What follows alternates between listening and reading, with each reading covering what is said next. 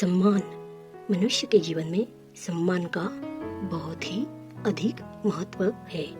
वो उसे अपने हृदय, अपने मन से जोड़कर रखता है। कदाचित इसीलिए हम शत्रु के सम्मान पर चोट पहुंचाते हैं ताकि उसे पीड़ा पहुंचाई जा सके, परंतु ऐसा करने से सावधान रहे। मित्रों, शरीर पर लगी चोट मनुष्य भुला सकता है, परंतु उसके सम्मान पर लगी चोट उसे जीवन भर पीड़ा देती है। और स्त्री के मान सम्मान पर लगी चोट उसे उस सीमा तक ले जाती है जहां उसे केवल प्रतिशोध दिखाई देता है। यदि अपने शत्रुओं को जीतना है तो प्रेम से जीतिए, अपने कर्मों से जीतिए, उन्हें अनुभव करवाइए कि उनसे भूल हुई है। किसी के सम्मान को ऐसी चोट ना पहुंचाइए कि वो आपका नाश करने पर उतर आए। स्मरण रखिए, किसी का अपमान करके आपके हृदय को कदाचित थोड़ा सा संतोष आ जाए, परंतु उस अपमान से आप कई हृदयों को आघात पहुंचाते हैं और अपने लिए एक शत्रु और बढ़ा लेते हैं। हम सब शीघ्र ही सफलता चाहते हैं, ढेर सारी संपत्ति और सुख चाहते हैं, और ऐसे में कई बार हम छोटे मार्गों का चयन कर लेते हैं। वो मार्ग जिनमें परिश्रम नहीं होता, जिनमें होता है तो केवल छल, कुटिलता और भाग्य का सहारा, जैसे कि जुआ। कोई जुए के खेल में धन लगाता है तो कोई दाव लगाता है और ये भूल जाता है कि जुआ ऐसा दलदल है जिसमें एक बार गिरे तो सर्वनाश से पहले निकलना असंभव है। यदि आप जीते तो और जीतने की भूख बढ़ जाएगी, और यदि आप कुछ हार बैठे तो उसे पुनः प्राप्त करने के लिए आप फिर से खेलेंगे। मनुष्य को ये आभास ही नहीं होता कि अपनी संपत्ति के साथ साथ वो अपनी मानवता, अपने संस्कार, अपना धर्म और अपना उत्तरदायित्व सभी जुए की भेंट चढ़ा देते हैं। इसीलिए कुछ पाना है तो परिश्रम से पाओ। यदि कुछ जुए में जीता है तो वो शीघ्र ही खो दोगे, क्योंकि उसे परिश्रम से पाया नहीं गया है, और उसकी रक्षा करने के लिए आपके मन में स्वाभाविक प्रयास भी नहीं होंगे। क्षमा बड़न को चाहिए, छोटन को उत्पात। क्षमा है संसार में शांति का, सुख का मूल आधार। क्षमा आपके मन से प्रतिशोध और शत्रुता जैसे भावों को समाप्त करती है। परंतु क्या हर स्थान पर क्षमा आवश्यक है? क्या प्रत्येक का अपराध क्षमा करने के योग्य होता है? नहीं, कभी कभी उसे क्षमा करके हम उस व्यक्ति को बढ़ावा करने की प्रेरणा देते हैं, और ऐसे ही अपराध है स्त्री का मानभंग करना, जिसमें क्षमा की कोई अवस्था नहीं है। यदि सिंह भूल से गाय के बछड़े का अखेत कर ले तो उसे क्षमा किया जा सकता है, परंतु यदि वो नरभक्षी हो जाए तो उसके केवल दो स्थल होते हैं, या तो पिंजरा या फिर मृत्यु की गोद। कुछ परिस्थितियों में क्षमा के स्थान पर दंड देना आवश्यक होता है, क्योंकि ये दंड का भय ही है जो लोगों को वो अपराध करने से रोकता है। संसार में सबसे बड़ा क्या है? अभिमान और बाहुबल, या विश्वास और आस्था? निश्चित रूप से बाहुबल के महत्व को नकारा नहीं जा सकता। मनुष्य अपने बाहुबल से पर्वत को मैदान बना सकता है, सागर सुखा सकता है, मनुस्थल में नदियां बहा सकता है, परंतु बाहुबल को सहारा होता है विश्वास का। यदि मन में विश्वास ना हो तो बाहुबल किसी का अपना नहीं। वो कौन सा बल है कि मोर आकाश की ओर ताकते हैं? वो विश्वास ही तो है जिसके कारण वर्षा होती है और दोनों की प्यास बुझती है। परंतु जब आपके बाहुबल का सामना धर्म के विश्वास से होता है तो बाहुबल हार जाता है और जीतता है विश्वास। विजय होती है आस्था की। यदि आप सत्य के मार्ग पर चल रहे हो और आप अपने इष्ट में आस्था रखते हो तो किसी भी पापी का बल आपका कुछ नहीं बिगाड़ सकता। कभी सोचा है हमारा जीवन भी उस रेत की घड़ी की भांति है। जो रेत नीचे गिर चुकी है वो हमारा अतीत है, जो अभी ऊपर है वो हमेशा आने वाला भविष्य है, और वर्तमान वो संकुचित स्थल है जहाँ से धीरे धीरे करके रेत गिर रही है। अर्थात हमारे पास जीने के लिए यही एक क्षण है। उसका उपयोग कैसे करना है ये हम पर निर्भर करता है। जो बीत गया उसका दुख मनाना है या जो भविष्य में होने वाला है उसकी प्रतीक्षा में क्रोध करना है। सब कुछ करने के लिए यही एक क्षण है। प्रसन्न रहना है तो उसके लिए भी यही एक पल है।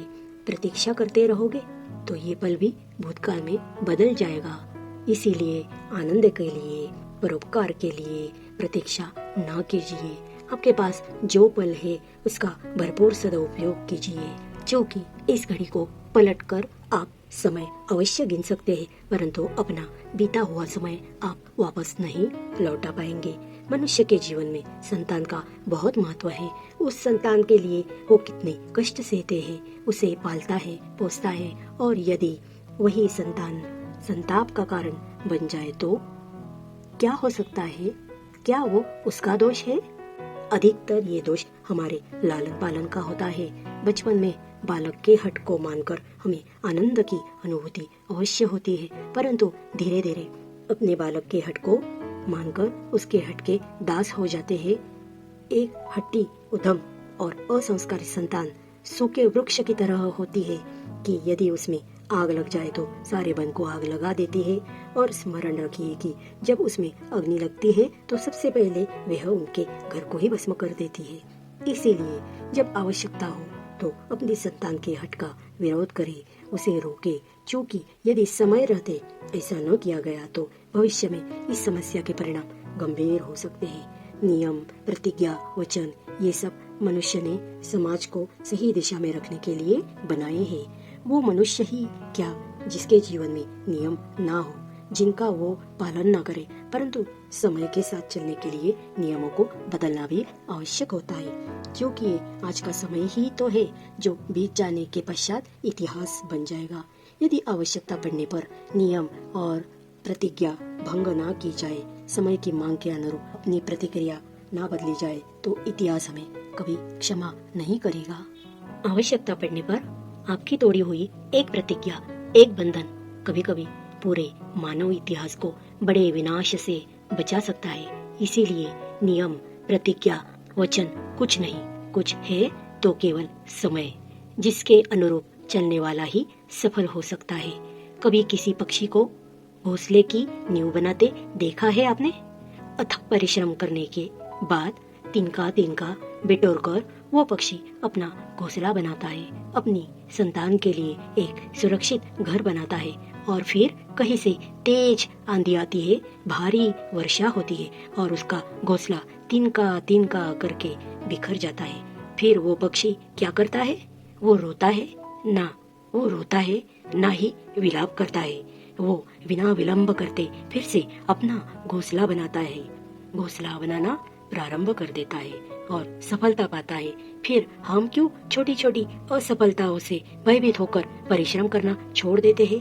एक बात सदा स्मरण रखिएगा, हर वृक्ष कुल्हाड़ी की एक मार से नीचे नहीं गिरता, हर चट्टान एक प्रहार से टूटती नहीं है। सफलता पाने के लिए अनावरत परिश्रम करना ही मात्र एक मार्ग है। स्वीकारण, सत्य का स्वीकारण मनुष्य के लिए बहुत ही महत्वपूर्ण है। जब तक मनुष्य सत्य को स्वीकार नहीं करता, उसे असत्य से लड़ने की शक्ति प्राप्त नहीं होती। जब आप भोजन करते हैं तो क्या होता है? आपका पेट स्वीकारता है कि वो भर चुका है और आप भोजन करना बंद कर देते हैं। जब आपको नींद आती है तो क्या होता है? आपका मन स्वीकारता है कि आपका शरीर थक चुका है और उसे विश्राम की आवश्यकता है।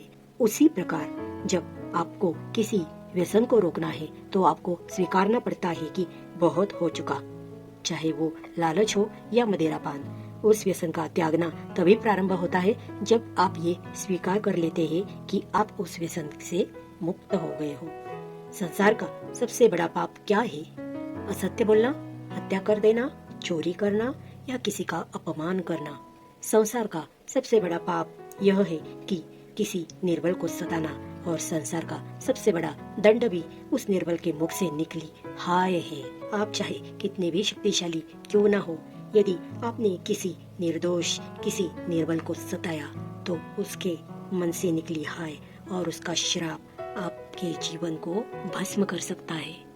स्वर्ण सज्जन पुरुष की गति एक जैसी होती है। यदि स्वर्ण टूट जाए तो उसे गर्म करो, तपा दो पिघलाकर वो फिर से जुड़ जाता है। ठीक उसी प्रकार मतभेद होने के पश्चात भी एक सज्जन पुरुष और महान पुरुष फिर से मित्र बन जाते हैं। परंतु दुर्जन दुष्ट मट्टी से बने हुए लोग उस पके हुए मटके के समान होते हैं कि जिसमें यदि एक बार दरार आ जाए तो वो स्वयं ही स्वयं का सर्वनाश कर देते हैं। इसीलिए मित्रता केवल सज्जनों से ही करें ताकि मतभेद ना हो। दुष्टों का समूह अपना नाश स्वयं ही कर लेता है। यदि कोयले की खान में जाओ तो चाहे जितनी भी सावधानी बरतो, अपने वस्त्रों पर काली लग ही जाती है। इसीलिए दुष्ट मित्रों से सावधान। सज्जन शत्रु प्रत्येक परिस्थिति में श्रेष्ठ होता है। प्रत्येक मनुष्य सफलता पाने के लिए कार्य करता है। कुछ सफल होते हैं, कुछ नहीं होते हैं, और जो सफल नहीं होते हैं वो सदा अपनी असफलता का कारण या तो अपनी परिस्थिति को बनाते हैं या तो अपने सहयोगी को दोषी ठहराते हैं। परंतु क्या वास्तविकता में ऐसा ही होता है? क्या कोई परिस्थिति या कोई व्यक्ति किसी की असफलता का कारण बन सकते हैं? उत्तर हाँ भी है और ना भी। कैसे? आप इस तितली को देख रहे हो, आपने एक मक्खी को भी देखा होगा। प्रकृति ने दोनों को समान गुण दिए हैं। रसपान करने का एक तितली फूलों पर जाकर उसका रस लेती है और इस अवस्था में नए फूल खिलने की व्यवस्था भी करती है, और मक्खी घाव पर बैठती है, घाव को सड़ाती भी है और रोग भी फैलाती है। यदि इसमें किसी बात का अंतर है तो केवल सोच का। यदि आप उचित मार्ग चुने तो आपको सफलता भी मिलेगी, आप में उत्साह बढ़ेगा, और यदि आप अनुचित मार्ग चुनोगे तो आपको असफलता मिलेगी, निराशा मिलेगी। अब आपको उचित मार्ग चुनना है या अनुचित मार्ग, ये तो आप पे निर्भर करता है। मनुष्य सदा भला बुरा, खरा खोटा, सत्य असत्य की बातें करता है। सत्य को अच्छा मानता है और असत्य को बुरा। परंतु क्या आपने कभी ये सोचा है कि प्रत्येक वस्तु, प्रत्येक भाव का एक महत्व होता है? दोनों ही एक दूसरे के पूरक होते हैं। यदि काला रंग नहीं होगा तो क्या श्वेत रंग की आभा का अनुभव होगा? यदि असत्य नहीं हो तो क्या सत्य की महानता का ज्ञान होगा? यदि बुरा नहीं होगा तो क्या भले पर आपको विश्वास होगा? बुरी वस्तु, समय या भाव स्वयं में कोई न कोई शुभ छिपा के रखती है। कभी काले गरजते मेघों को देखा है? उसके किनारे भी एक स्वर्ण रूप आभा होती है। उसी प्रकार यदि आपके जीवन में बुरा समय आए तो आपको आपके सच्चे मित्रों की पहचान हो जाती है। तो बुरे समय में निराश ना हो, उसमें भी कुछ शुभ खोजने का प्रयास करो और धीरे धीरे सब कुछ आपके जीवन में स्वतः ही शुभ हो जाएगा। संसार में सबसे महत्वपूर्ण क्या है? दृष्टि या दृष्टिकोण, समझ या सोच।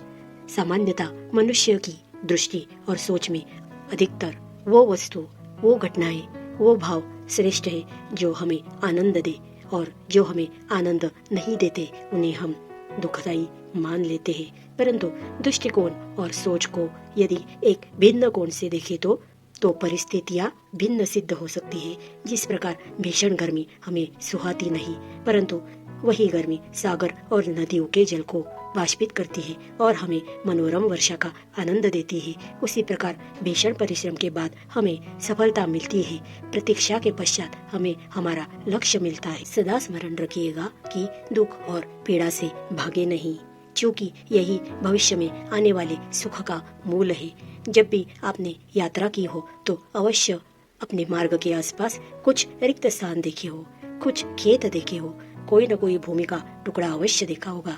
कुछ स्थान ऐसे होते हैं जहाँ पेड़ लगे होते हैं, जहाँ माली बड़े प्रेम से उन्हें बोता है, उन्हें सींचता है, और कुछ स्थान ऐसे भी होते हैं जहाँ बिना माली के खरपतवार उग जाती है, कुछ अन्य पौधे उग जाते हैं। माली द्वारा उगाए गए वृक्ष हमें ठंडी छाया देते हैं, हमें फल देते हैं, ईंधन के लिए लकड़ियाँ देते हैं, और बिना परिश्रम से उपजित खरपतवार यदि कुछ करते हैं तो ये कि वो भूमि को बंजर बनाते हैं। हमारा मन भी रिक्त भूमि की भांति होता है। यदि अपने परिश्रम से उसमें सुविचारों के बीज डालोगे तो फलदायक विचार उपजेंगे, और यदि उसे रिक्त छोड़ दिया तो खरपतवार के भांति हर अनुपयोगी विचार आपके मन को अपना घर बना लेंगे, आपके मन को मैला कर देंगे, उसे बंजर कर देंगे। अब निर्णय आपका है कि आपको सुविचार देने वाला मन चाहिए या कुंठा देने वाला। क्या कर रही हूँ मैं? दर्पण में देख रही हूँ। आप लोग भी प्रतिदिन देखते होंगे, परंतु प्रतिदिन अपना मुख देखने के बाद भी उसमें से दी एक बड़ी सीख देखना भूल जाते हैं। अब आप पूछोगे कि कैसी सीख? तो जाइए एक बार फिर से दर्पण के सामने जाइए और मुख खोलकर देखिए, क्या दिखेगा? दंत पंक्ति और जीवा, है ना? अब विचार कीजिए, दंत जन्म के पश्चात आते हैं, एक नहीं बल्कि 2 बार आते हैं, परंतु मृत्यु से पूर्व नष्ट हो जाते हैं, और जीवा जन्म के पहले से होती है, परंतु मनुष्य के मृत्यु के पश्चात ही उसके अस्तित्व में रहती है ना? आश्चर्य की बात, दंत कठोर होते हैं, जीवा कोमल, परंतु फिर भी दंत नष्ट हो जाते हैं, जीवा नहीं होती। यही रहस्य है कि हट्टी और कठोर लोग शीघ्र नष्ट होते हैं और कोमल, लचीले, आवश्यकता के अनुसार स्वयं में परिवर्तन लाते हुए सक्षम लोगों का ही अस्तित्व रहता है। अर्थात परिस्थितियों के अनुसार स्वयं को लचीला बनाना सीखिए और आपका जीवन सरल हो जाएगा। संबंध एक सहारा होता है जीवन का, और संबंधी वो होते हैं जिनसे आवश्यकता पड़ने पर सहायता मांगी जा सकती है, जिन पर विश्वास किया जा सके कि बुरे समय में वो हमारे काम आएंगे। कभी ऐसा भी हुआ होगा कि आपके पास कोई सहायता मांगने आया होगा, या ऐसा भी हो सकता है कि आप किसी के पास सहायता मांगने गए हो, परंतु प्रश्न ये उठता है कि सहायता इसलिए कर देनी चाहिए कि वो आपका संबंधी है। अब आप कहेंगे कि ये कैसा प्रश्न हुआ? तनिक सोचिए, एक अस्त्र बनाने वाला जब अस्त्र बनाता है तो ये अस्त्र किसको देना है, उसका अधिकार उसी के पास होता है। वो चाहे तो ये अस्त्र किसी को भी दे सकता है, वो एक सैनिक को भी दे सकता है या एक डाकू को भी, और यही अस्त्र 2 भिन्न प्रकार बन सकते हैं। अगर डाकू के हाथ आ गया तो उसका भय दिखाकर वो लोगों को लूटेगा, निरपराधों का रक्त बहाएगा। सहायता करने वालों के आस्था भी ऐसे ही होती है। इसलिए किसी की सहायता करने से पूर्व ये विचार कर लेना आवश्यक है कि किसे क्या, कब और कितनी सहायता देनी चाहिए कि उसका दुरुपयोग न हो। यदि आपकी सहायता से कोई अधर्म हो तो उसके उत्तरदायी आप ही होंगे। जीवन में कई बार ऐसे अवसर आते हैं कि आप लोगों से मिलने जाते हैं और उनसे कुछ आकांक्षाएं भी रखते हैं, और कई बार जीवन में ऐसे अवसर भी आते हैं कि लोग आपसे मिलने आते हैं। इसीलिए अतिथियों का सम्मान करने से पूर्व सदा कुछ बातों का स्मरण रखना आवश्यक होता है। यदि कोई आपके पास मिलने आता है तो उसके 3 कारण हो सकते हैं। पहला कारण होता है हाव, दूसरा अभाव और तीसरा प्रभाव। तो जैसा अतिथि उसको वैसा ही सम्मान दे। यदि आपके पास कोई भाव से आए तो उसे केवल आपका प्रेम चाहिए, आपका सानिध्य चाहिए, और यदि कोई अभाव में आया तो उसकी उतनी सहायता अवश्य करे जितना आप करने में सक्षम हो, परंतु इतनी अधिक भी ना करे कि वो उस सहायता का दुरुपयोग कर बैठे। और यदि कोई प्रभाव में आया तो स्वयं पर अभिमान ना करे, क्योंकि कभी ना कभी जीवन में आप भी भाव, अभाव और प्रभाव के चक्रव्यूह में फंस सकते हैं। यदि जल को मुट्ठी में कसकर बांधे तो जल कैसे अपना मार्ग बनाकर निकल जाता है। इसी धारा के भांति यही अवस्था हमारे अपनों के साथ भी होती है। अधिकतर हम जिनसे प्रेम करते हैं, हम सदा उन्हें अपने समीप रखना चाहते हैं, स्वयं से दूर नहीं होने देना चाहते। चिंता करते हैं, भय खाते हैं कि कहीं उनके साथ या उनसे कुछ बुरा घटित ना हो जाए, और ऐसे में हमारे अपने ही हमसे दूर हो जाते हैं, एक मुट्ठी में बंदे जल की भांति। इसीलिए जिनसे आप प्रेम करते हैं उन्हें स्वतंत्र कर दीजिए, उनकी सोच को स्वतंत्र बनने दीजिए, उन्हें अपने मार्ग स्वयं ढूंढने दीजिए, क्योंकि आप सदा उनके लिए मार्ग दिखाने वाले नहीं रहने वाले। अपनों के साथ अवश्य रहिए, परंतु उन्हें बांधे नहीं। जन्म के पश्चात बालक जब पहली बार अपने नेत्र खोलता है तो उसका मन उत्सुकता से भरा हुआ होता है। ये संसार क्या है, उसे क्या दिख रहा है, फिर उसके जीवन का नया आरंभ होता है। परंतु जैसे हम धीरे धीरे बड़े होने लगते हैं, अनुभव अर्जित करने लगते हैं, हमारे मन की उत्सुकता हमारे जीवन का चाव होने लगता है। तनिक सोचिए, जब हम सुबह सोकर जागते हैं, अपनी आंखें खोलते हैं तो उसे ही अपने जीवन का प्रारंभ समझ ले तो सुबह से लेकर संध्या तक ही आपके जीवन को जीने का समय समझ ले तो कितनी स्फूर्ति आ जाएगी, आपको कितने काम करने का उत्साह मिलेगा, आप कितने काम कर पाएंगे, आपका लक्ष्य आप अर्जित कर पाएंगे। तो अपने जीवन को जरूर उत्साह से भर दीजिए। पलों से मिलकर घड़ी बनती है, घड़ी से मिलकर प्रहर, प्रहर से मिलकर दिन बनते हैं और दिनों से माह और माह से वर्ष। यदि आप अपना हर पल, हर प्रहर विश्वास से, हर दिन उत्साह से जिए तो आपका संपूर्ण जीवन सार्थक हो सकता है। मनुष्य अपना जीवन विश्वास पर जीता है, परंतु विश्वास किसका हो? तनिक सोचिए, किस पर विश्वास है आपको? महापुरुषों की बातों पर, ग्रंथों में लिखे ज्ञान पर, माता पिता की सीख पर, या मित्रों के दिए गए निर्देशों पर, या फिर भगवान की बातों पर? ये सब विश्वास अपूर्ण है जब तक आपको स्वयं पर विश्वास ना हो। यदि विश्वास करना है तो पहले अविश्वास करने का ज्ञान जो होता है उसको भी सीखना चाहिए।